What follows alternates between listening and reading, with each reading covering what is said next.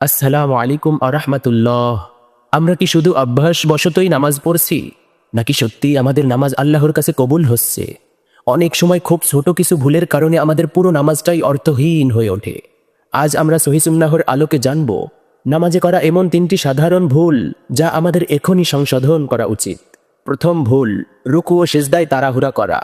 রাসূলুল্লাহ সাল্লাল্লাহু আলাইহি ওয়াসাল্লাম বলেছেন, সেই ব্যক্তি সবচেয়ে বড় চোর যে নামাজে চুরি করে। সাহাবীরা অবাক হয়ে জিজ্ঞেস করলেন, নামাজে কিভাবে চুরি করে? তিনি রাসূলুল্লাহ সাল্লাল্লাহু আলাইহি ওয়াসাল্লাম বললেন, যে রুকু ও সিজদা পূর্ণাঙ্গভাবে করে না সেই হলো নামাজ চোর। সুনানে আহমদ। রুকু থেকে উঠে সোজা হয়ে দাঁড়ানো এবং 2 সিজদার মাঝে স্থির হয়ে বসা নামাজের রুকন বা আবশ্যিক কাজ। দ্বিতীয় ভুল, নামাজে আকাশের দিকে বা এদিকে ওদিকে তাকানো এবং অপ্রয়োজনে বারবার হাত দিয়ে কাপড় বা চুল ঠিক করা সুন্নাহ বিরোধী কাজ। রাসূলুল্লাহ সাল্লাল্লাহু আলাইহি ওয়াসাল্লাম নামাজে আকাশের দিকে তাকাতে কঠোরভাবে নিষেধ করেছেন। সহিহ বুখারী।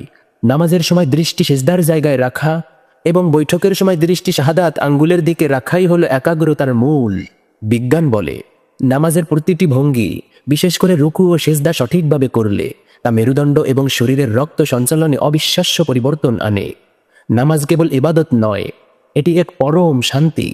আসুন আমরা রাসূলুল্লাহ সাল্লাল্লাহু আলাইহি ওয়াসাল্লামের শিখানো পদ্ধতিতে নামাজ পড়ি। আল্লাহ তাআলা আমাদের নামাজ কবুল করুন এবং সঠিকভাবে নামাজ আদায় করার তৌফিক দান করুন। আমিন। আসসালামু আলাইকুম ওয়া রাহমাতুল্লাহ।